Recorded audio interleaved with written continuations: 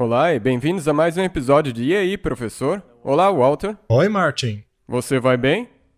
Eu vou bem. Que bom, eu vou bem. Então, o nosso tema interessante de hoje é trabalhem juntos, trabalhem juntos. Exato. A que isso se refere? Ora, exatamente o que diz aí. Trabalhem juntos. E nós vamos descobrir quem que deve fazer isso. Todos nós devemos trabalhar juntos. E por quê? Ok, mas antes de chegarmos nisso, vamos abrir com uma palavra de oração. Nosso Pai Celeste, nós te agradecemos por podermos fazer essas conversas. Por favor, ilumine nossas mentes, guie esta conversa, para que nós saibamos o que Tu queres que nós façamos. Em nome de Jesus, amém.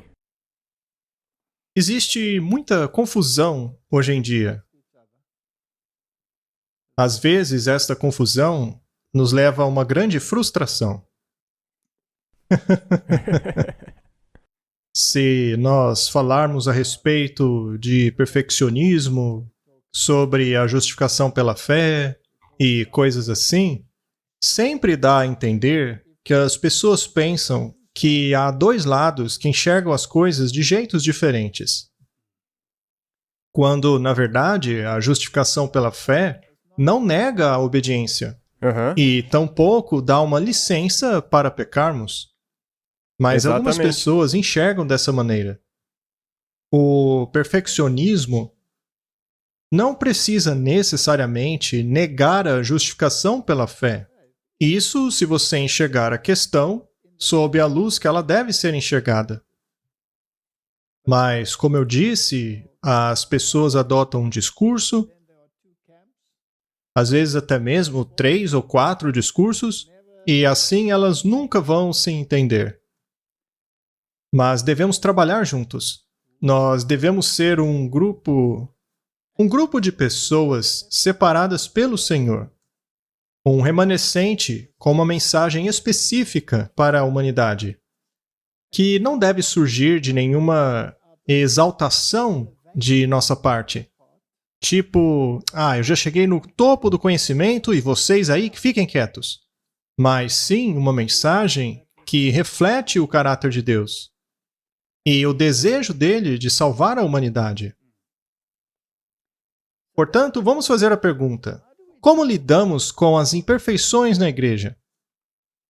Bem, a resposta é a mesma da pergunta como lidamos com os imperfeitos em nossa família. Se formos um pouco sarcásticos, poderíamos dizer: obrigado, Senhor, por meu filho ter se desviado. Agora posso me separar dele ou dela e não ser mais incomodado por eles. Você faria isso, Martin? Você acha isso certo? Não. Claro que não. Você faria isso com o filho? Faria com o familiar? Faria isso com o cônjuge? Você faria isso? Não. Claro que não. Talvez existam pessoas que fariam isso, mas não é o certo a se fazer. Então, por que algumas pessoas querem fazer isso com os membros da igreja? Elas também não fazem parte da família de Deus? Eu posso me concentrar em minha própria perfeição e ser grato de não ser como eles. Será mesmo? Você é realmente perfeito? Será que foi isso que fizeram Moisés e os profetas? Ou será que se identificaram com aquele povo pecador? Moisés se identificou tanto que ele disse: tu podes tirar o meu nome do livro da vida e depois continuar. Risca-me do livro da vida, mas deixe-os viver. Portanto, este é um tópico muito sensível dentro da igreja. E nós precisamos trabalhar juntos, precisamos entrar em acordo. Se vemos algo por um ângulo diferente, não significa que agora somos inimigos. Vamos começar com uma citação. Estamos nos aproximando do fim da história da Terra. E Deus chama a todos a erguerem o estandarte da inscrição: aqui estão aqueles que guardam os mandamentos de Deus e a fé de Jesus. Já falamos sobre isso muitas vezes aqui. A respeito de qual é a fé de Jesus. Ou seja, tudo que está na palavra de Deus. É por isso que está lá, para nos mostrar qual é a fé dele e qual é a maneira de pensar no nosso Deus. Em outras palavras, nós temos que entrar em harmonia com a maneira com a qual Deus pensa para simular a fé de Jesus. Portanto, apenas ter a fé em Jesus não é suficiente. Precisamos imitar a fé de Jesus. Jesus guardou os mandamentos? Sim, todos eles. Todos eles. Muito bem. Ele chama o seu povo a trabalhar em perfeita harmonia. Ele chama aqueles engajados na obra médica a unirem-se ao ministério. Será que existe a tendência de colocá-los de lado? Sim, infelizmente. Aham. Por favor, não mencione nada dessa natureza. Nós somos apenas isso ou aquilo. Nós estamos nos concentrando no aspecto médico e as pessoas vão olhar para a gente e imediatamente converterem-se e tornar-se cristãs. Não, é triste, porque como nós mencionamos, se você fizer assim, não tem luz. Muito bem, então essas pessoas precisam unir-se ao ministério. Se separarmos a obra médica da obra ministerial, então nós cortamos o braço. Ele chama aqueles que estão no ministério a cooperarem com os trabalhadores médicos missionários. Ele chama a igreja a cumprir o seu dever, segurando o estandarte da verdadeira reforma em seu próprio território, deixando os trabalhadores experimentados e treinados a trabalhar em novos campos. Nenhuma palavra deve ser dita para desencorajar ninguém, pois isso magoa o coração de Cristo e agrada muito o adversário. Será que nós nos desencorajamos uns aos outros na igreja? Com certeza. Será que nos criticamos? Veja, só falando desse ponto. Você mencionou que a obra médico-missionária não pode estar faltando a parte do ministério. E também, por essa citação, o pregador, o ministro, não pode conseguir sem a parte médica.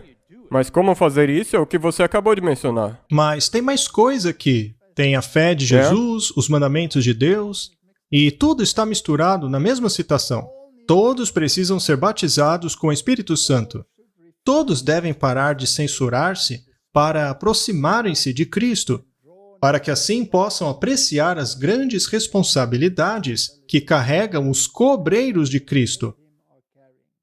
Trabalhem juntos, são as palavras do nosso divino instrutor. Unidade é força, desunião é fraqueza e derrota. Eu tenho a impressão de que nós temos muita desunião e, portanto, parece que estamos tendo uma derrota após a outra. Mas não poderia a igreja, unida sob o estandarte manchado de sangue do príncipe Emanuel, e com apenas uma voz proclamar a mensagem para um mundo que perece? Deveria ser assim. Na verdade, é essa que deveria ser a missão da igreja. Juntos, como um só, pregar as 3 mensagens angélicas ao mundo. Muito bem. E se essa igreja for um hospital e as pessoas nela, basicamente, sejam pacientes recuperando-se de uma doença, que aliás é a mesma doença? Não. Bem, até que sim. Ela se chama pecado. Esta é a base. Sim, mas o que eu quero dizer, em um senso físico, será que no hospital todos têm a mesma doença? Não. Não, eles não têm. Eles têm diferentes doenças. Enquanto um tem uma coisa, o outro tem outra. Portanto, o pecado possui ênfases diferentes. E será que isso torna um paciente melhor do que o outro? Não. Não, porque pecado é pecado. E o salário do pecado é a morte. Então todos estamos morrendo. Nós precisamos de um bálsamo celestial. Temos aqui um artigo da Review and Herald, de 1908. Essas palavras foram ditas de maneira clara e enfática. Confessem suas faltas uns aos outros e orem uns pelos outros para que sejam curados. Se você vai confessar a sua falta a outra pessoa, isso implica que você tem faltas. Bem, qualquer um que diz que não tem faltas é um mentiroso. E a Bíblia diz para confessarmos as faltas uns aos outros. Mas as traduções modernas mudaram isso para pecado. Confessem os seus pecados. Os pecados devem ser confessados apenas a Deus. Exatamente. Pois isso é apenas entre Deus e você. Mas as faltas... Veja, eu tenho esse temperamento, seja lá o que for. Eu tenho essa propensão a seja lá o que for. Você pode orar por mim para que eu possa superar? Nós podemos falar sobre isso, mas não temos que entrar em detalhes meticulosos.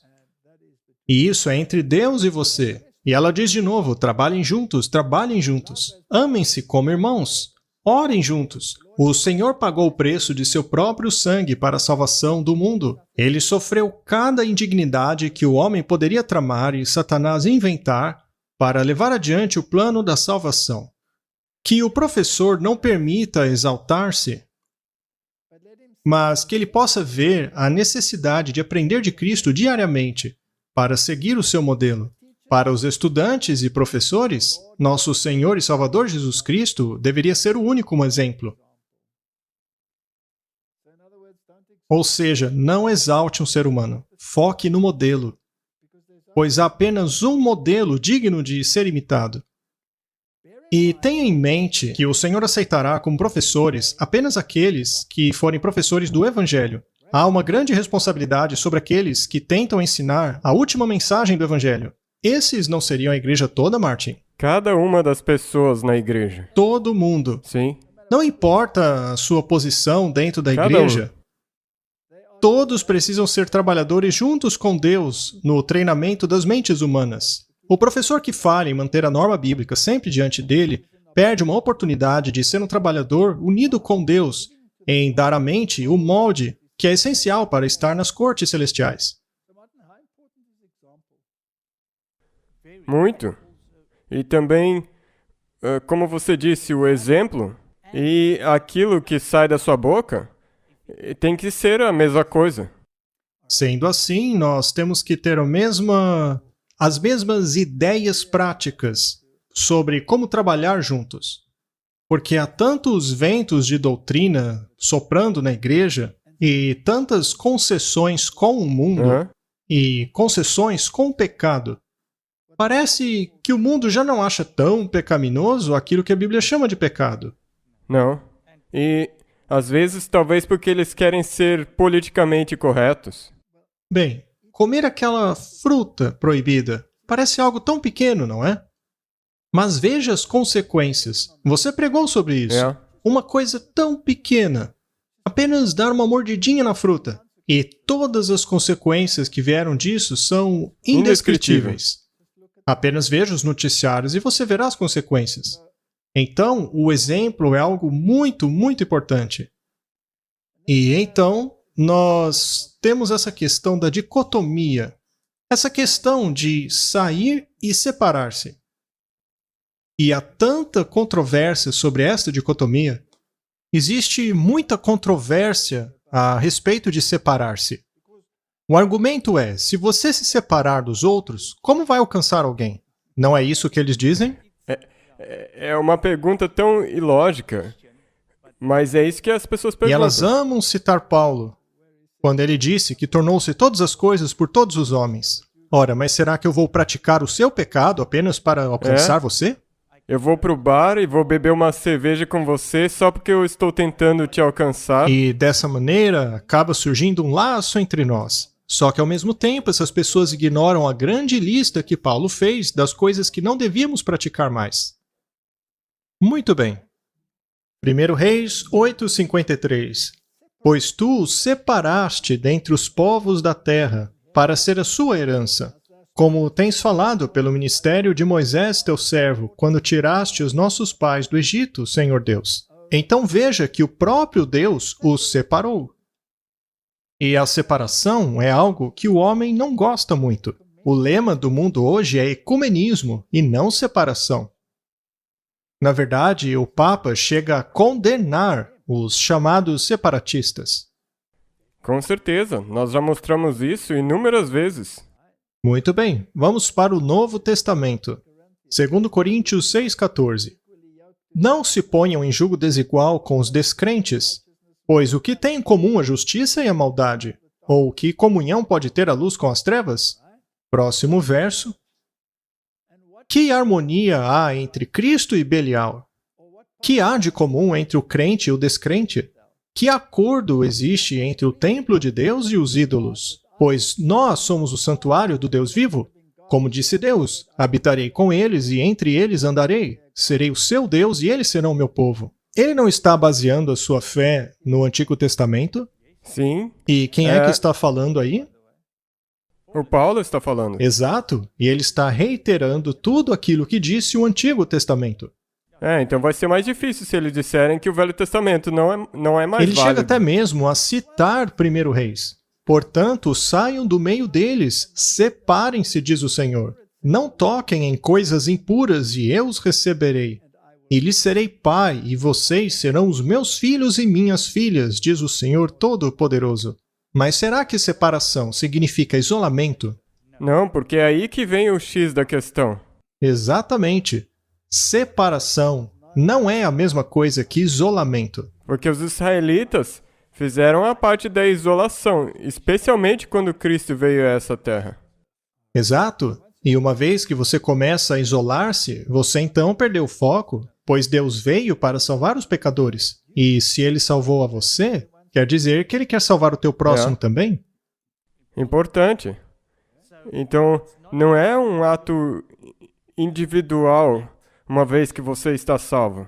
Aí então você também tem que ajudar os outros. Muito bem, então precisamos encontrar uma maneira de nos aproximarmos, mas existe o jeito certo de fazê-lo. E o jeito certo baseia-se na verdade. Baseia-se na fé de Jesus. Não pode basear-se no secularismo ou em questões sociais, mas deve se basear na fé de Jesus. Sim. Então, ele nos chama para fora do mundo, mas não nos chama para fora da igreja. Devemos tomar cuidado com aqueles que querem separar o rebanho. Essas pessoas formam um rebanhozinho aqui e um rebanhozinho lá. Precisamos tomar cuidado com isso. Coré era um separador de rebanho. Ele disse: para Coré, aquilo não era certo. Por que Moisés tinha que ser o único a conversar com Deus? Todos somos santos. E eles descobriram que este caminho era um caminho muito perigoso. E se formos a Hebreus capítulo 10, verso 22, lemos o seguinte: cheguemo-nos com verdadeiro coração, em inteira certeza de fé, tendo os corações purificados da má consciência e o corpo lavado com água limpa. Você percebe que há uma purificação aqui? Você tem que se livrar de qualquer coisa que esteja te contaminando. Muito bem. Retenhamos firmes a confissão da nossa esperança, porque fiel é o que prometeu. E consideremo-nos uns aos outros para nos estimularmos ao amor e às boas obras, não deixando a nossa congregação, como é de costume de alguns, antes admoestando-nos uns aos outros, e tanto mais quanto vedes que se vai aproximando aquele dia. Não existe uma tendência de nos separarmos cada vez mais? Bem, se você olhar para o que está acontecendo na nossa igreja hoje em dia, nós podemos ver que Satanás tem estado muito ocupado. Algumas pessoas acham ruim eu ter dito que precisamos ficar firmes e não sairmos de nossa igreja. Mas alguns dizem: como eu posso ficar dentro de uma igreja que faz exatamente o oposto de tudo que diz o espírito de profecia? Bem, eu nunca disse que você precisa ficar dentro de uma igreja que faz todo o oposto do recomendado. Mas você não pode deixar o corpo da igreja. É isso que eu quis dizer. Alguns podem até mesmo recorrer a pequenos grupos, mas a ideia de que precisamos nos esforçar para trabalharmos juntos, mas isso só é possível quando temos a mesma mentalidade. Exato, e sabe, vindo às igrejas domiciliares das quais você fala, você realmente tentou tudo o que você pôde fazer na sua igreja local? Esse é um ponto muito importante, pois a igreja é nossa família. E alguns dos membros dessa família podem ser problemáticos, mas você não pode desistir deles. Se eles te provocarem dizendo que você não é desejado ali, você não vai forçá-los contra a vontade. Mas, contanto que haja uma pequena abertura, você então continua. Eu sempre me lembro daquela história em que eu estive no campus de uma grande universidade. Aquele encontro foi muito barulhento. Tinha bateria alta, um monte de coisa. E eu passei uma mensagem lá, naquela universidade. Foi uma mensagem bastante direta. E um dos anciãos mais antigos daquele local veio a mim em prantos e me agradeceu. E ele me disse como ele lidava com aquela situação. Ele procurava conversar com as pessoas em particular, pois todo mundo ali era varrido por aquela pressão de grupo. O que me lembra daquela ocasião que eu estive na Europa, na qual a juventude estava ajuntada em um concerto de rock. Eu já contei essa história muitas vezes. E eu encontrei essa pessoa que disse que não poderia estar ali porque o Jesus dele não estava. Nós então começamos a conversar, e de repente ajuntou-se um monte de pessoas que tinham a mesma mentalidade, mas elas se sentiam oprimidas pela pressão de grupo. Sim, porque é isso que eu quero dizer também Porque eu tenho muita certeza que existem muitas pessoas em todas as igrejas que sentem a mesma coisa que você.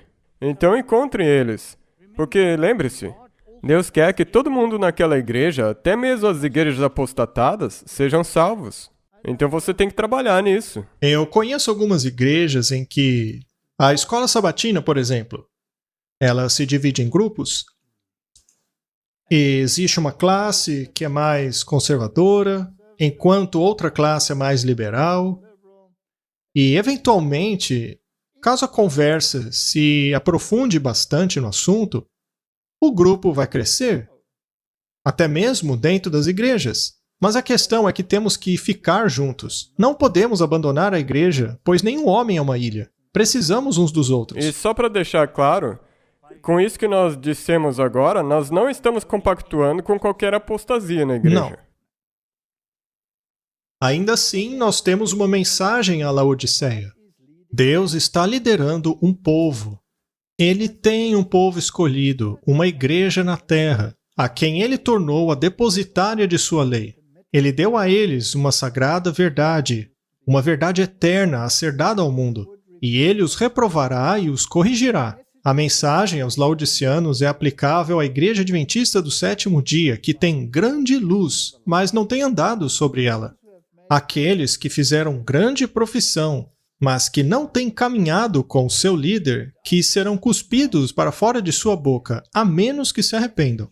A mensagem que anuncia que a Igreja Adventista do Sétimo Dia é Babilônia e chama o povo de Deus a sair dela, não vem de mensageiros celestiais, ou de nenhum agente humano inspirado pelo Espírito de Deus. A verdadeira testemunha diz: eu aconselho que compres de mim ouro provado no fogo, para que sejas rico, e vestes brancas, para que sejas vestido, para que a vergonha da sua nudez não apareça, e que ponha colírio em seus olhos, para que possas ver. Martin, esta por acaso é uma igreja perfeita? Não, não mesmo. Então talvez eu possa dirigir a você uma pergunta, porque nós recebemos muito ela. As pessoas dizem, ok, mas nós não chamamos a igreja de Babilônia, mas nós chamamos a estrutura da liderança de Babilônia.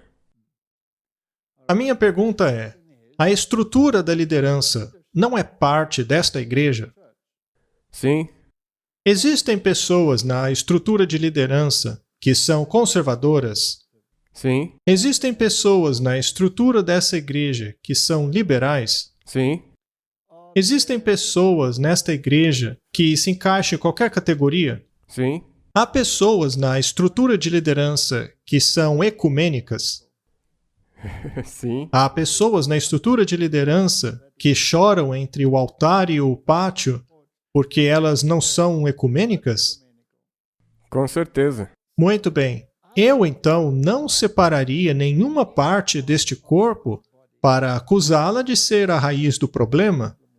O problema está presente em todos os níveis desta igreja, do menor ao maior. E qualquer pessoa, esteja ela dentro da conferência geral, ou esteja ela dentro da união, ou em uma conferência, ou em uma comissão de igreja, sejam essas pessoas delegadas, a todas essas pessoas é feita a mesma admoestação. Compre ouro de Jesus.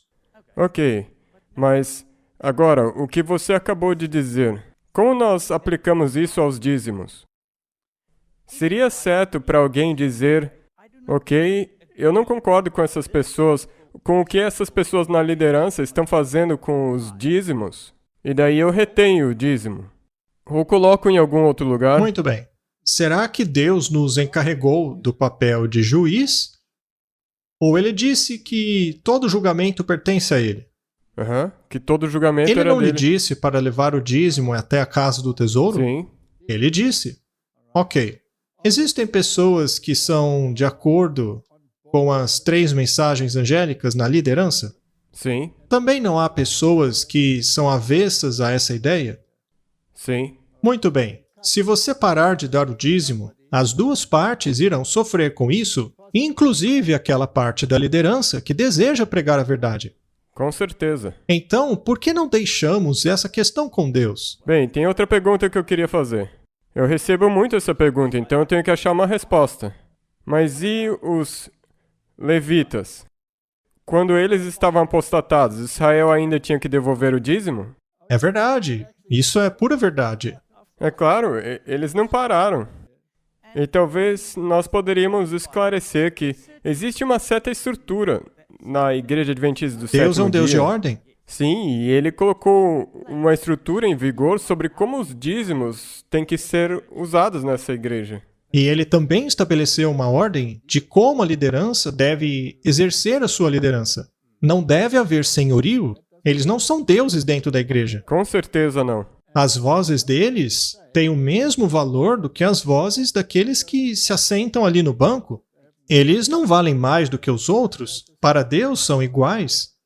Todos Exatamente. nós da igreja estamos exatamente no mesmo barco. Exatamente. E só para deixar claro, não é tão fácil assim de usar mal os dízimos. Talvez as ofertas até podem ser um pouco não bem usadas. Mas há uma estrutura bastante firme em relação ao dízimo. Sim, eu só queria falar disso porque nós recebemos muitas perguntas de pessoas falando desse tema.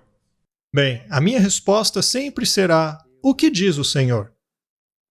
A casa Seja do lá o tesouro. que ele disse, é isso que devemos fazer, não é? Eu repreendo e disciplino aqueles que amo. Por isso, seja diligente e arrependa-se. Eis que estou à porta e bato. Se alguém ouvir a minha voz e abrir a porta, entrarei e cearei com ele e ele comigo. Existe coerção aqui, Martin? Não mesmo. Jesus bate a Sim. porta. Mas não há coerção. Ele não abre a porta. Ele não força a porta. Você abre se quiser. Ao vencedor darei o direito de sentar-se comigo em meu trono, assim como eu também venci e sentei-me com meu Pai em seu trono. Pode até ser possível ao homem sentar em um trono, mas é muito mais difícil ao homem sentar no trono de Deus. Sim, Sentar-se no trono de Deus significa fazer parte do processo de decisão. Você faz parte do trono. Não é simplesmente uma cadeira na qual nos assentamos, mas é fazer parte do processo de decisão. Isso revela o quão inclusivista é Deus. Isso é realmente incrível. Sabe, Martin, esse Deus sobre o qual estamos falando não possui nele um pingo de coerção.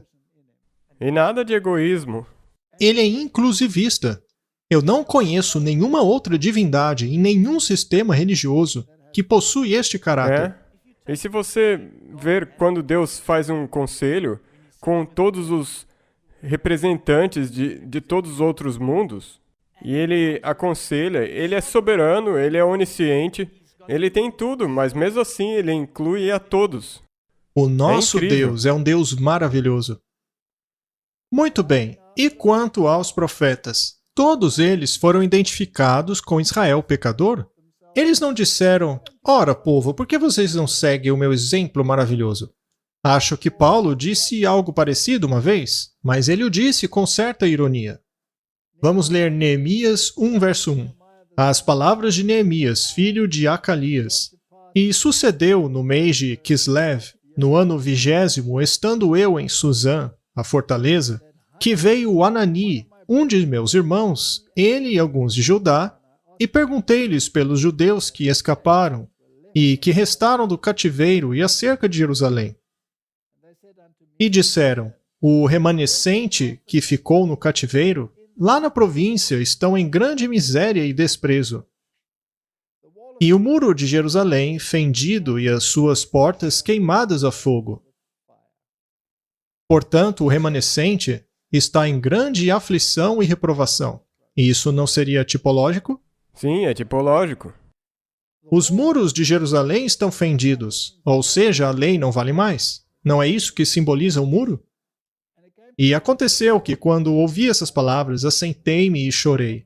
E lamentei por alguns dias, e estive jejuando e orando perante o Deus do céu. E disse: Ah, Senhor Deus dos céus, Deus grande e terrível, que guarda a aliança e a benignidade para com aqueles que o amam e guardam os seus mandamentos. Os mandamentos estão sempre envolvidos, não é? Em todo profeta. Todo profeta. Estejam, pois, atentos os teus ouvidos e os teus olhos abertos, para ouvires a oração do teu servo, que eu hoje faço perante ti, dia e noite, pelos filhos de Israel, os teus servos. E faço confissão pelos pecados dos filhos de Israel, que temos cometido contra ti. Também eu e a casa de meu pai temos pecado. Veja só, Martin, isso não é inclusivista? Ah, com certeza. Não é? Martin, acho que podemos aprender muito disso. De todo nos corrompemos contra ti, e não guardamos os mandamentos, nem os estatutos, juízos que ordenaste a Moisés, teu servo. Martin, a nossa denominação defende muito os mandamentos de Deus. Mas ainda assim, não há elementos de rebelião a esses mandamentos infiltrando-se dentro da igreja? Com certeza tem concessões se infiltrando. E o mundo não está exercendo sua influência sobre nós? Com certeza, essas concessões já são por influência do mundo. Sim, por exemplo, peguemos o 7º mandamento. Existe hoje no mundo uma grande concessão em relação a este assunto. Hoje, a legislação defende aquilo que a Bíblia condena. Sim. E muitos de nós hoje estão evitando a postura de condenar o pecado. Pelo contrário, estão começando a aceitá-lo. Mas pecado é pecado, Isso. Martin. Acabado. Isso é muito importante. Você pode amar a pessoa, ajudar ela, mas você ainda tem que mostrar o pecado. Precisamos apontar o pecado, pois o salário dele é a morte. Exato, você não pode compactuar Sendo com isso. assim, não podemos fazer parte desta quebra do 7º mandamento, que hoje está tão difundido no mundo, até mesmo nos tribunais. Nós devemos nos separar, dizer: sinto muito, mas aquilo que o mundo aceitou hoje é pecado. De todo nos corrompemos contra ti, e não guardamos os mandamentos, nem os estatutos, juízos que ordenaste a Moisés, teu servo. Pegue o 1º mandamento. Ela especifica qual divindade tirou Israel do Egito. Não devemos ter outros deuses diante do Senhor. Agora, é possível, dentro de um ambiente ecumênico, um ambiente interreligioso, ser fiel ao 1º mandamento? Não, porque você tem outras religiões que não obedecem nada desse 1º mandamento. Vamos pegar uma denominação cristã que diga que todos os aspectos mencionados ali no 7º mandamento incluem tudo. Inclui desde homem com mulher, a homem com homem, mulher com mulher. Tudo isso. Será que neste caso estamos sendo fiéis à Bíblia? Ou fazendo concessões? Ah, estamos fazendo concessões. Em todos os níveis, Uhum. não é? Sendo assim, precisamos estar cientes de que devemos nos posicionar, nos separarmos e alertar as pessoas. E nós temos que reconhecer que estivemos errados. Sim, que temos estado em falta e pessoalmente transgredido a lei. Lembra-te, pois, da palavra que ordenaste a Moisés, teu servo, dizendo: Vós transgredireis e eu vos espalharei entre os povos. Mas se voltarem para mim e obedecerem os meus mandamentos e os puserem em prática, mesmo que vocês estejam espalhados pelos lugares mais distantes debaixo do céu, de lá eu os reunirei e trarei para o lugar que escolhi para estabelecer o meu nome. Haverá um ajuntamento. Mas um ajuntamento a quê? Trabalhar juntos para guardar os mandamentos. A guardar os mandamentos. Então, temos que chamar as pessoas para fora do mundo e mostrá-las que precisam guardar os mandamentos. E será que isso nega a justificação pela fé?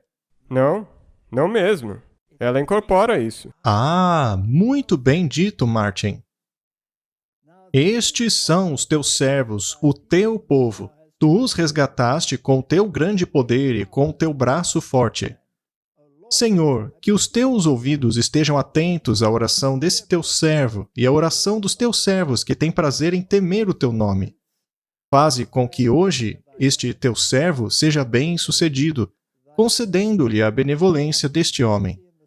Nesta época, eu era o copeiro do rei. Salmo 106.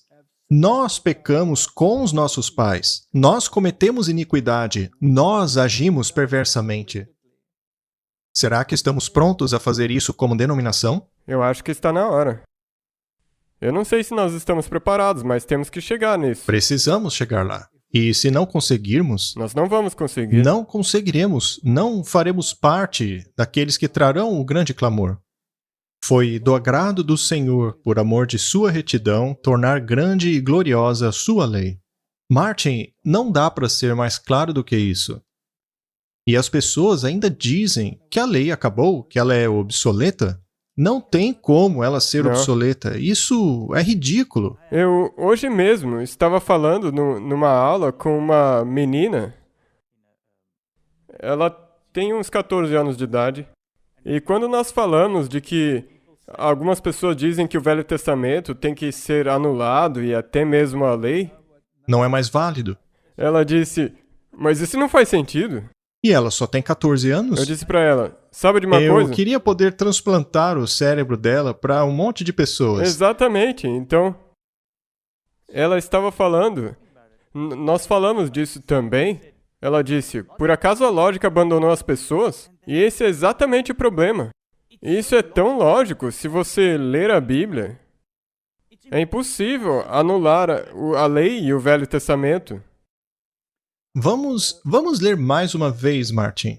Foi do agrado do Senhor, por amor de sua retidão, tornar grande e gloriosa a sua lei. Será que dá para separar a lei da justiça de Cristo? Não, Justificação não é fazer a justiça? E o que é que define a justiça? guardar a lei. Ora, a lei define. Porém, este é um povo saqueado e roubado. Todos foram apanhados em cavernas e escondidos em prisões. Tornou-se presa sem ninguém para resgatá-lo. Tornou-se despojo sem que ninguém o reclamasse. Esta é a nossa condição hoje. Nós precisamos, sabe o que, Martin? Voltar à essência da coisa. O que foi que mexeu com você quando você descobriu a mensagem do remanescente? Não foi o fato de que você era o transgressor da lei? Tudo que eu achava que estava certo, estava errado. Exatamente. E quando eu descobri que a lei tinha sido alterada e que eu vivia transgredindo a lei do Senhor, isso me chocou. E aí eu comecei a pesquisar e descobri todo o restante. Sobre o anticristo, sobre justificação pela fé, todo o engano do inimigo. Mas eu cheguei ao ponto de perceber que eu estava vivendo em transgressão à lei de Deus. E, sendo assim, eu estava completamente E perdido. sabe de uma coisa? É hora de perceber que nós pecamos. Isso inclui a gente também. Você não pode dizer minha igreja, aquela igreja, todas aquelas pessoas. Nós precisamos tomar cuidado para não sermos levados por qualquer vento de doutrina evangélica. Isaías, capítulo 42, verso 23 diz: Qual de vocês escutará isso ou prestará atenção, muita atenção no tempo vidouro? Quem entregou Jacó para tornar-se despojo? Não foi o Senhor contra quem temos pecado? Pois eles não quiseram seguir os seus caminhos, não obedeceram à sua lei. Então, Deus simplesmente os entregou. É como Paulo diz, entregou-os a Satanás. E então eles gemeram. Mas por quê? Porque eles caminhavam contra a lei. Por isso, derramou sobre eles a indignação da sua ira. e a força da guerra, e lhes pôs labaredas em redor. Porém nisso não atentaram, e os queimou, mas não puseram nisso o coração. Ou seja, teimosia.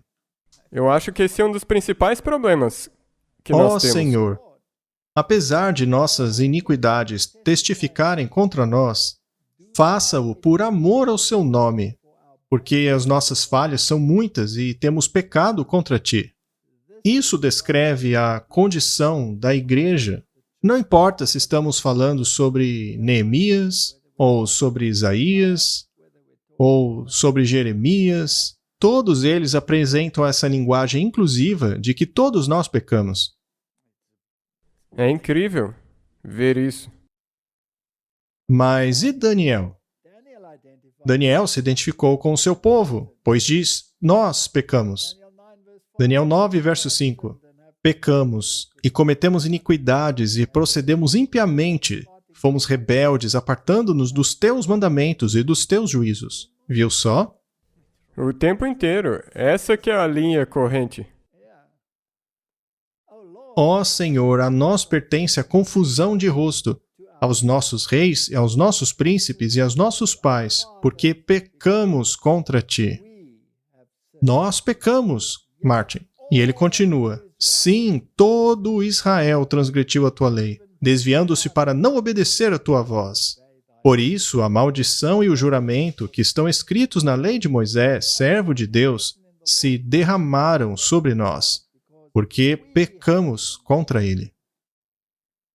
Agora, pois, ó Senhor nosso Deus, que tiraste o teu povo da terra do Egito com mão poderosa e ganhaste para ti nome, como hoje se vê, temos pecado, temos procedido impiamente. E agora talvez eu possa dizer, em caso alguém ainda não tenha percebido, isso também está falando de nós, a igreja. Está falando da gente, com certeza. Martin, como isso afeta a justificação pela fé? Vamos consultar a Bíblia, a Palavra de Deus. Podemos? Bem, nós somos bons nisso. Vamos lá, então. Vamos a Romanos, capítulo 10. E sabe de uma coisa? O livro de Romanos é incrível. Foi ele que impulsionou a reforma protestante. É, ele pode ser... Um livro mal compreendido? Pode ser também um livro muito mal entendido. Então vamos ver, vamos dar uma olhada. Vamos ver até onde podemos chegar. Capítulo 10. Irmãos, o bom desejo do meu coração e a oração a Deus por Israel é para a sua salvação. Eles viviam em apostasia? Sim. Ainda assim, ele queria que eles fossem salvos? Não deveríamos desejar o mesmo? Exato. Então vamos parafrasear. Irmãos, o desejo do meu coração e a oração a Deus pela Igreja Adventista do Sétimo Dia é pela sua salvação. Posso ler assim? Sim. Porque lhes dou testemunho de que ela tem zelo de Deus, mas não com entendimento. Porquanto, não conhecendo a justiça de Deus e procurando estabelecer a sua própria justiça, não se sujeitaram à justiça de Deus. Qualquer esforço, qualquer meio na tentativa de estabelecer a sua própria justiça, no esforço de obedecer à lei, é fútil. Mas isso quer dizer que não devemos nos esforçar para guardar a lei? Não. E é aí que a confusão acontece. E é isso? Nós mal compreendemos um ao outro o tempo todo por causa disso. Se você aceitar a justificação pela fé, então você abriu a porta e pode dizer, Senhor, por favor, venha, entre e limpe essa bagunça aqui dentro de mim. E Jesus não vai se sentar na bagunça do seu coração. Ele vai limpá-la para então comer com você. E a comida que estará na mesa será comida limpa, boa. Tudo vai estar certo. Ao convidar Jesus para entrar, Não. você não vai estourar um champanhe quando ele estiver na mesa com você. Se você arrumaria casa para um rei terrestre, quanto mais para o celestial. Precisa ficar claro que não sou eu que limpo, mas Jesus limpa. Eu não posso fazer isso, mas ele faz em mim. Tudo o que tenho que fazer é dizer sim. E o resultado disso é a obediência total aos mandamentos de Deus. E é isso aí. Mas se você desacreditar na justificação pela fé e que por causa disso pode pecar à vontade, isso é simplesmente ridículo. Eu não entendo como um cristão pode pensar assim. Se você aceita a justiça de Cristo, então a lei dele precisa fazer parte da sua vida. Exato. E daí é uma caminhada. Porque o fim da lei é Cristo para a justiça de todo aquele que crê. Será então que ele está dizendo aqui que a lei acabou? Agora a lei já era. Eu acredito em Jesus, o sangue dele está sobre mim, eu não tenho mais que guardar a E lei. o que é que Paulo traz de volta no capítulo 14? Bem, isso só mostra como as pessoas não entenderam. Exato. Ele é o cumprimento da lei. Ele é o clímax máximo da lei. O exemplo máximo do que é viver a lei. Ele é a razão pela qual eu posso usar ele. Usar a justiça dele para ser salvo. Ora, Moisés descreve a justiça que é pela lei, dizendo: o homem que fizer estas coisas viverá por elas. Ou seja, devemos guardar os mandamentos. Mas será que eles conseguiram? Não. Não conseguiram porque não fizeram pela fé, mas poderiam conseguir. Mas a justiça que é pela fé diz assim: não digas em teu coração, quem subirá ao céu? Isto é, a trazer do alto a Cristo. Ou então, quem descerá ao abismo? Isto é, a tornar a trazer dentre os mortos a Cristo. Sabe, Paulo usa as palavras de um jeito que pode confundir as pessoas. Mas o que diz? A palavra está junto de ti, na tua boca e no teu coração. Esta é a palavra da fé que pregamos. A saber, se com a tua boca confessares ao Senhor Jesus e em teu coração creres que Deus o ressuscitou dentre os mortos, serás salvo. Tá, então eu não preciso fazer mais nada. Só acreditar que Jesus ressuscitou e que Ele é o Senhor, e aí estou salvo. Não, isso não é o que ele disse. E o que significa não dizer no coração quem subirá ao céu? Ou quem descerá ao abismo? Isto é tornar a trazer Cristo dentre os mortos. Sabe, existem duas maneiras em que a humanidade tenta emular o que é correto, mas sem Cristo. Uma dessas maneiras é exaltar-se ao nível de Cristo. Então você se exalta e diz: eu estou salvo, sou como ele, sou um filho de Deus, estou salvo. Eu estou salvo. Ou então que sou da tribo de Benjamim, da linhagem de Abraão, e eu estou salvo porque venho dessa linhagem, porque Abraão é o meu pai. E a outra maneira é trazer a Cristo ao seu nível e dizer: olha, eu consigo. Eu consigo porque eu defini que Cristo está no meu nível. Mas onde está o parâmetro? Quem é o parâmetro? Ele. Ele é o parâmetro. E quão alto é este parâmetro? Muito alto para nós alcançarmos. Tá, e você consegue esse patamar? Não. Você não consegue alcançá-lo? Então, qual seria a solução? Trazer a barra lá para Exato. baixo, para que você possa Sempre pular mais sobre fácil. ela. Ou então elevar-se a si mesmo tão alto que possa pular sobre a barra. As duas opções são completamente fúteis. E nós temos esses dois grupos na igreja. Aqueles que se exaltam ao nível de Cristo, dizendo: eu posso fazer isso. E aqueles que o rebaixam ao próprio nível deles. Afinal de contas, ele se sentou com os publicanos e pecadores, eu posso fazer o mesmo. É isso que eles dizem, ou é assim que eles pensam. Mas a norma é tão alta. A norma é a justiça de Cristo. Sendo assim, nunca posso alcançá-la. A única maneira de alcançá-la é Ele trabalhando em mim. E esse trabalhar dele em mim tem resultados? Sim. Se eu não apresentar frutos, ele não está trabalhando em mim. É a Correto? mesma coisa. Sim, com certeza. É impossível, porque se seus frutos não são bons, então, obviamente, é um tapa na cara, ou então, como você acabou de dizer, você baixou Jesus ao seu nível. Pois é. Visto que com o coração se crê para a justiça e com a boca se faz confissão para a salvação, porque a Escritura diz: todo aquele que nele crer não será confundido. Porquanto não há diferença entre judeu e grego, porque um mesmo é Senhor de todos. Ele é a nossa salvação. Não existe jeito de ser salvo sem ele. Indo para o capítulo 11, verso 1, é dito: Digo, pois, porventura, rejeitou Deus o seu povo? De modo nenhum, porque também eu sou israelita, da descendência de Abraão, da tribo de Benjamim. Ele então diz um monte de coisa e diz: eles podem ser enxertados de volta, mas tem uma condição. Precisam estar em Cristo, porque eles se cortaram da vinha, se separaram dela.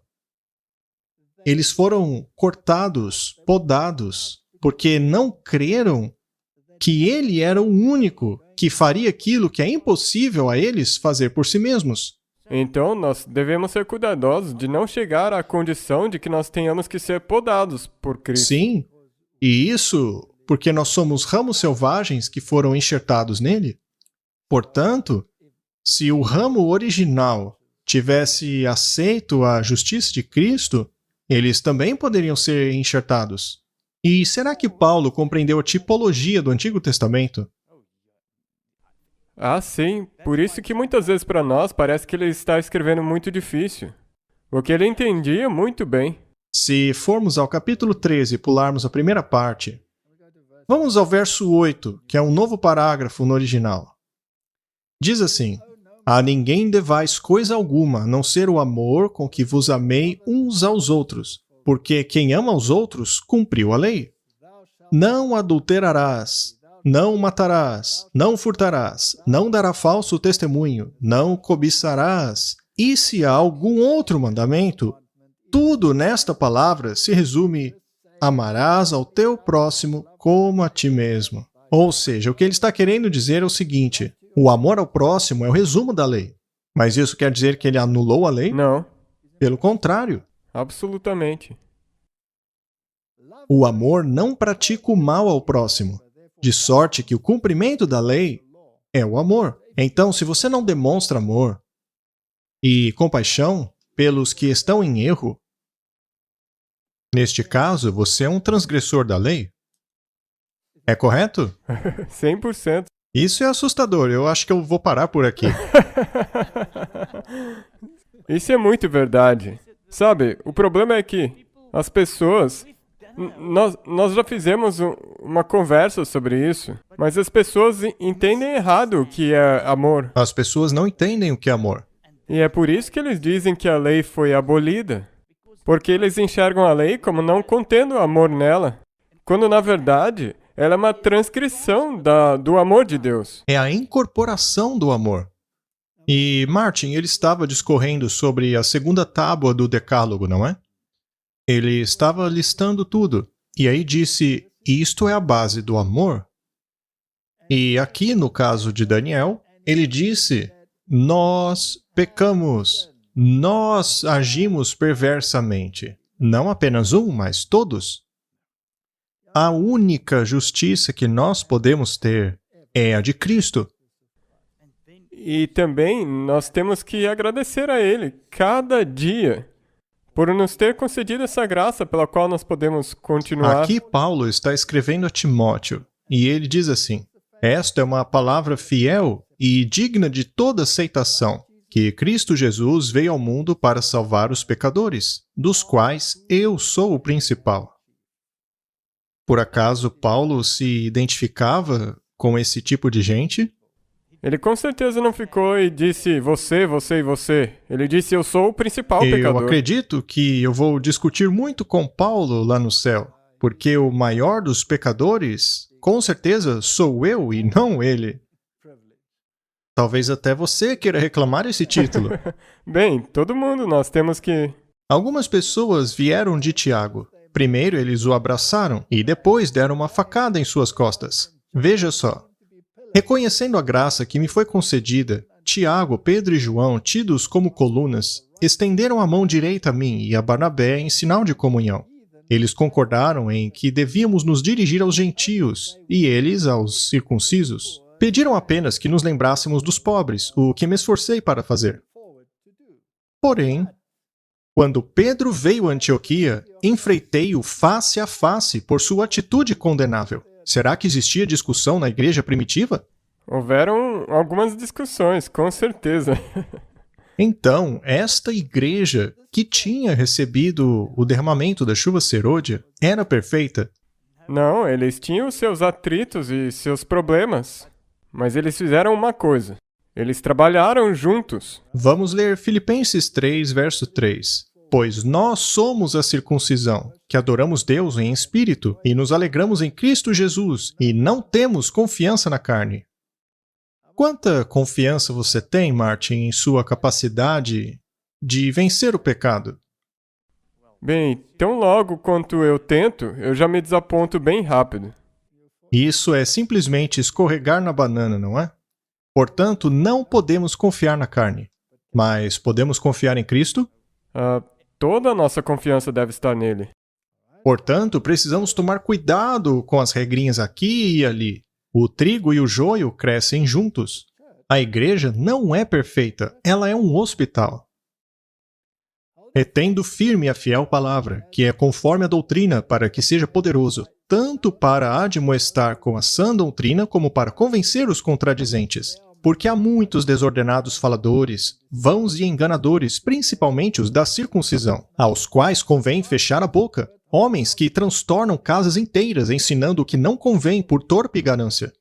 Esse tipo de gente não existia desde o começo da igreja? Sim, Será que continuarão até o fim? com certeza. E por causa deles você vai sair da igreja? Você pode se separar e começar seu próprio grupo, e depois de um tempo, até mesmo no que você começou, você vai ter os mesmos problemas. É isso mesmo. Mas nós temos que ser perfeitos. Mas é a perfeição de Cristo. Precisamos tomar cuidado com o perfeccionismo. Mas algumas pessoas dizem o seguinte: mas Paulo não conseguiu a perfeição. Ele ainda não havia conseguido. Não que ele tivesse conseguido, mas depois ele conseguiu, e nós também podemos. Ora, onde diz na Bíblia que ele conseguiu a perfeição?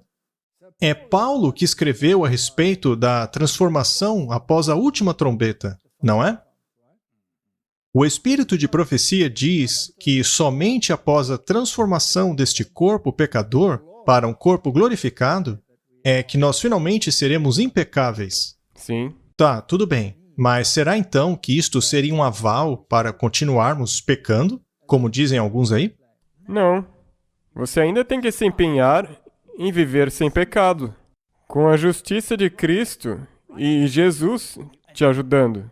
Como dissemos antes, o alcoólatra que para de beber não para de ser um alcoólatra. Ele está apenas em remissão, mas ele parou de beber. Ele está utilizando a sua força de vontade e Deus o está ajudando para que ele possa vencer a sua fraqueza e não mais beber. E a mesma coisa acontece com o pecado. Se você está viciado em pornografia, por exemplo, e você fecha essa porta e você para, isso não significa que a sua natureza não continuará guerreando contra você em relação a isso. Mas você vai parar porque você se agarrou a uma força superior. A juventude de nosso tempo pode tornar-se tão preciosa aos olhos de Deus como foi Samuel. Pelo manter fielmente a sua integridade cristã, eles podem exercer uma forte influência na obra da reforma. Tais homens são necessários nos tempos de hoje. Deus tem uma obra para cada um deles. Nunca os homens atingiram resultados tão grandes para Deus e para a humanidade como podem ser atingidos nos dias de hoje por aqueles que permaneçam leais a Deus. Por acaso, o mesmo poder que trabalhou na vida de Samuel também está disponível a nós hoje? Sim, esse poder tem estado disponível desde o tempo de Adão. E qual exemplo ele teve dos sacerdotes? Não foi um bom exemplo. O Eli era um bom exemplo? Não. Não, ele fez concessões. E os filhos de Eli eram bons exemplos? Não mesmo. Ele então era como Daniel, vivendo em meio ao pecado. No entanto, sem nenhuma mancha. Por que tantos alegam serem santos e impecáveis? É porque eles estão distantes de Cristo. Eu nunca ousei dizer tal coisa. Desde o tempo em que eu tinha 14 anos, se soube o que era a vontade de Deus, eu estava disposta a fazê-la. Mas você nunca me ouviu dizer que eu era impecável? Aqueles que atentam para a amabilidade do exaltado caráter de Jesus Cristo, que foi santo e exaltado, nunca diriam tal coisa. Ainda assim, precisamos ter que lidar com pessoas que dizem tais coisas. Por acaso esta citação diz que você pode continuar pecando? Não. Mas ela diz que você não pode dizer ser impecável? Exato. Como então, Martin, conciliar esta citação com a ideia de que não podemos pecar? Você não deve pecar. Você pode ter uma propensão, mas você tem que se apegar a Jesus para que ele te ajude a não ir por esse caminho. Muito bem. Algumas pessoas dizem que se você crer nisso, você corre o risco de dizer, legal, então eu vou continuar pecando até o fim. Mas não, nós vamos ter a natureza pecaminosa até o fim, mas não precisamos pecar. Na verdade, não podemos pecar. Vai, não peques mais. Se fosse impossível fazer isso, então Jesus não poderia ter dado aquele mandamento. Com certeza. Sabe, é por isso que existe toda uma guerra acontecendo entre as pessoas que dizem que você tem que... Eles não estão nem falando da mesma coisa, mas acham que estão. É isso que eu estou dizendo, vamos ficar juntos. Não é só porque você está olhando de um ângulo e o outro está olhando de outro ângulo, não quer dizer que precisamos nos desentender. A ideia é, nós precisamos aceitar a obediência aos mandamentos de Deus. Nós precisamos viver sem pecar.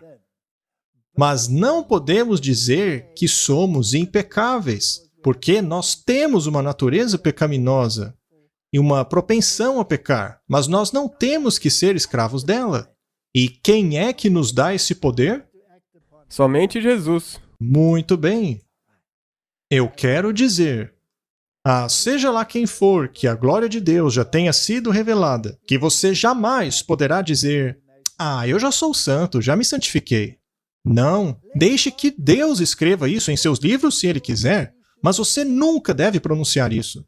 E aí está o X da questão. Eu já ouvi evangélicos pregando que você jamais poderia dizer o que ela escreveu ali. Um deles é Robert Schuller.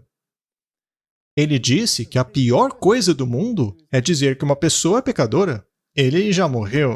Mas a maneira de pensar evangélica é exatamente oposta a isso. Não podemos dizer que somos impecáveis. Até quando? Até que este corpo vil seja transformado em um corpo glorioso, ou seja, no último dia. Mas isso é uma licença para pecar? Não. É aí Não. que nos confundimos. Isso não é licença para pecar. Isto é o reconhecimento de nossa dependência, de nossa fraqueza. Porém, se constantemente buscarmos a Jesus, então é nossa a bendita esperança de permanecer diante do trono de Deus sem uma mancha ou ruga, ou nada do tipo, completos em Cristo, vestidos da justiça e perfeição dele. Exato, o único jeito que você pode conseguir estar sem mácula nem ruga é se você estiver vestido com as vestes brancas dele. Não é essencial que você saiba e diga aos outros todos os porquês e pormenores do que constitui um novo coração, ou então ao nível que eles precisam atingir de maneira a nunca pecar. Esta não é a sua obra. Martin, não é o meu trabalho dizer a você ou qualquer um o que constitui o novo coração, ou o nível que você deve atingir de maneira a nunca pecar. Não é a nossa função, mas algumas pessoas pensam assim. O meu trabalho é pregar o Evangelho. E o Evangelho é muito simples. A humanidade caiu. Ela está num estado caído. Ela não tem esperança. Todos pecaram e estão destituídos da glória de Deus.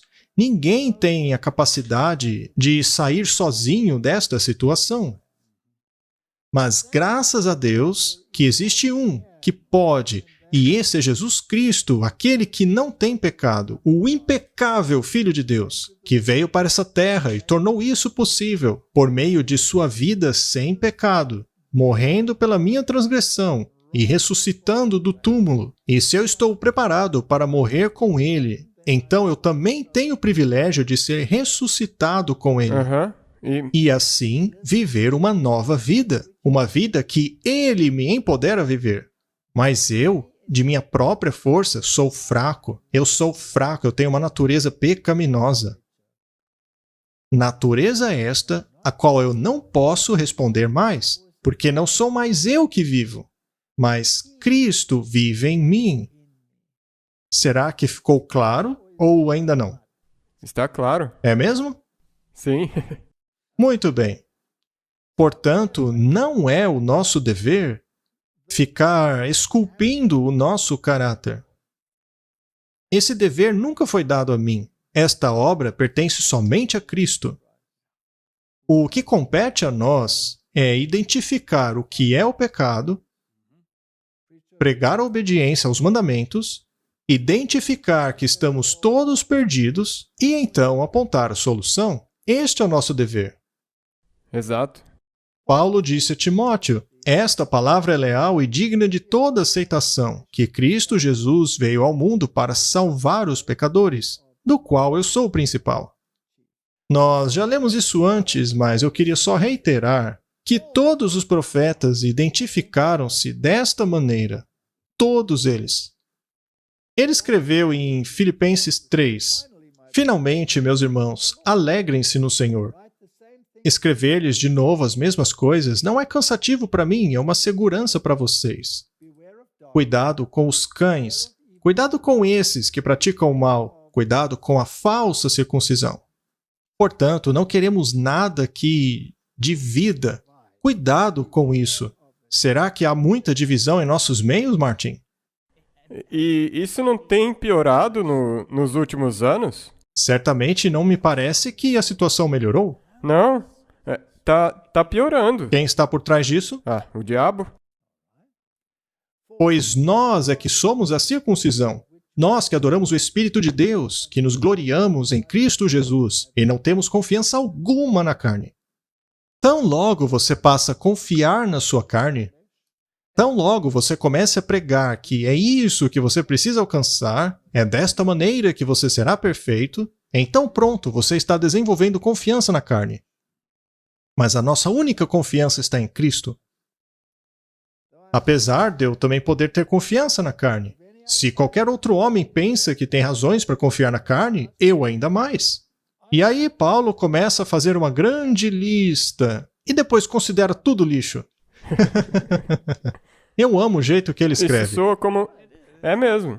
Isso soa como Salomão. Sim. A conclusão da questão. Na lista ele diz como ele era bonzão. Eu fui circuncidado no 8º dia da linhagem de Israel, da tribo de Benjamim, hebreus de hebreus, segundo a lei fui fariseu, segundo o zelo fui perseguidor da igreja, segundo a justiça que há na lei, irrepreensível. Ele fazia tudo direitinho. Porém, ainda assim, o que era para mim lucro, passei a considerar perda por causa de Cristo. Ou seja, tudo isso não valia nada. Mais do que isso, considero tudo como perda, comparado com a suprema grandeza do conhecimento de Cristo Jesus, meu Senhor, por quem perdi todas as coisas. Na verdade, eu as considero como esterco para poder ganhar Cristo. Ou seja, todas as obras de Paulo, todo o zelo dele, não passava de esterco. Todas as coisas que você obteve. Será que dá para comparar a algo pior, delas. Martin? Não. Eu acho que não, não é? E ser encontrado nele, não tendo a minha própria justiça que procede da lei, mas a que vem mediante a fé em Cristo, a justiça que procede de Deus e se baseia na fé. Martin, ele diminuiu o nível ou aumentou o nível?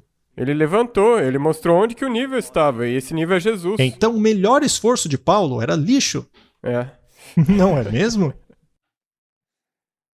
Quero conhecer a Cristo e o poder da sua ressurreição e a participação em seus sofrimentos, tornando-me como ele em sua morte, para, de alguma forma, alcançar a ressurreição dentre os mortos.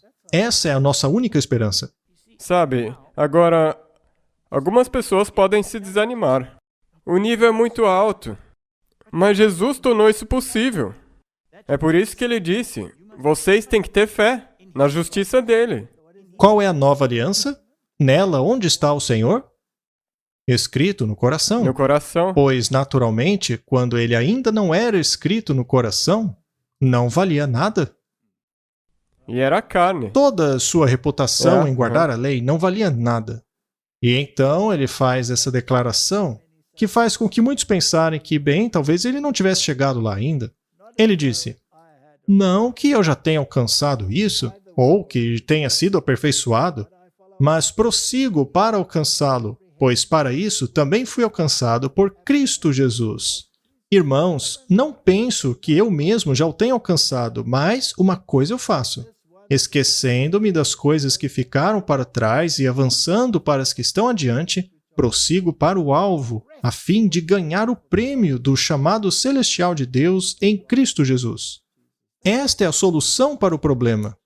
Esta é a solução. Se todos nós corrermos juntos em direção a esta marca, não estaremos permanecendo juntos? Ele vai. Ele não tem como agir de outro jeito, porque quem é aquele em direção a qual as pessoas estão trabalhando juntos? Será que eu posso dizer que, uma vez que todo mundo está fazendo sua própria norma, e alguns estão dispostos a condescender com o mundo, que nós estamos sendo espalhados? Enquanto que, se nós tivéssemos essa norma suprema como nosso foco e avançássemos juntos em direção a ela, nós automaticamente permaneceríamos juntos.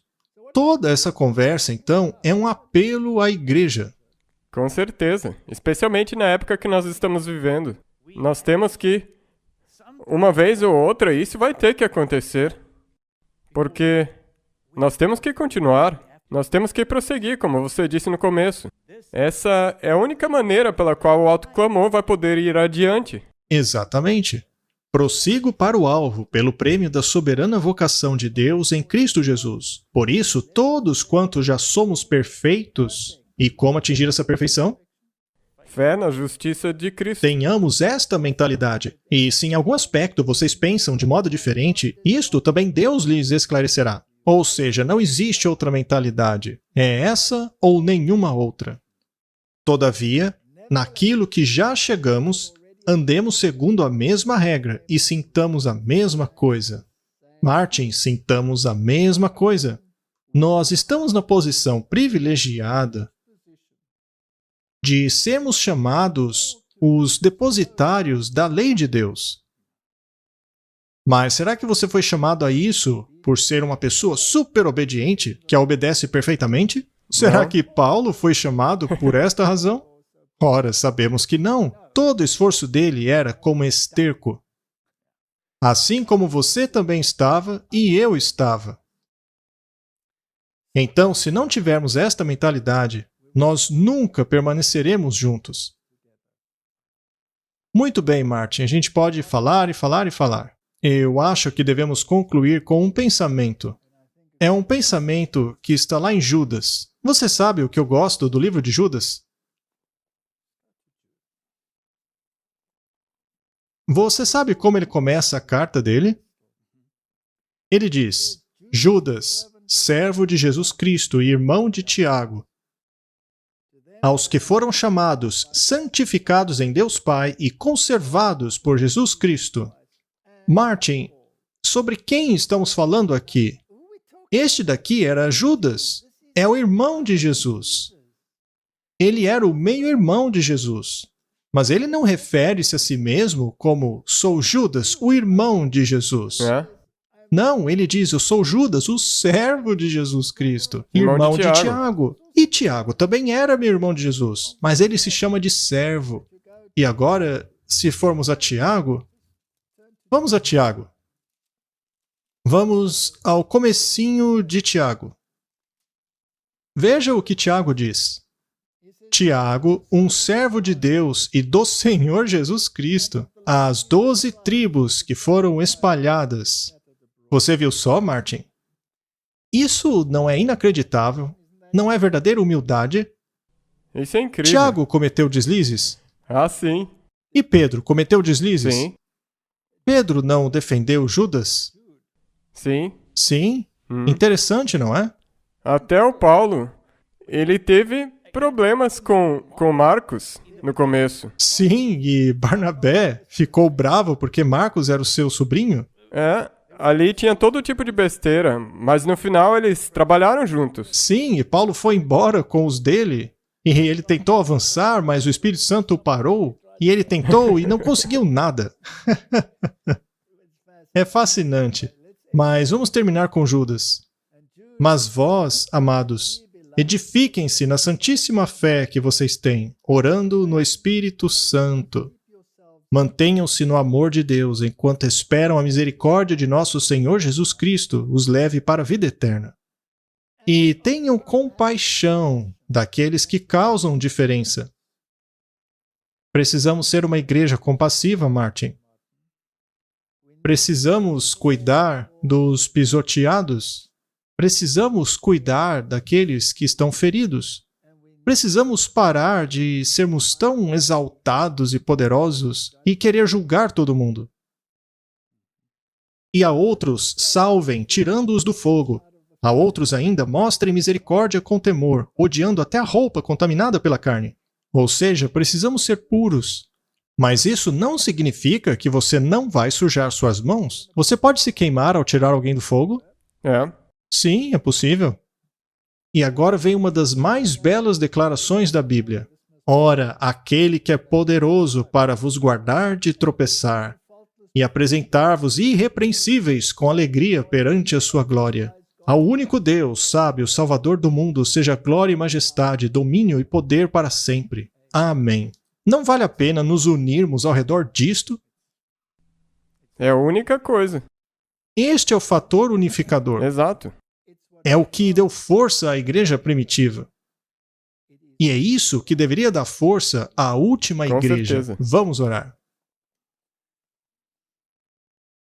Querido Pai,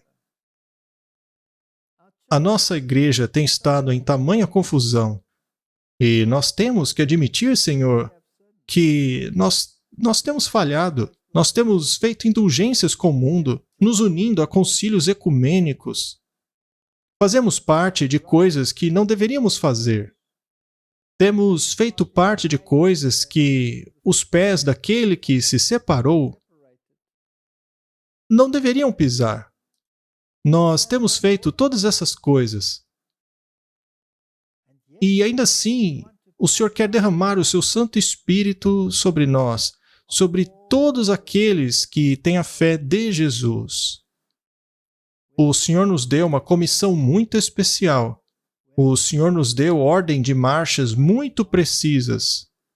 Ajuda-nos, Senhor, a ficarmos juntos, trabalharmos juntos para completar a grande comissão. Queremos ir para casa. É a minha oração em nome de Jesus. Amém. Amém.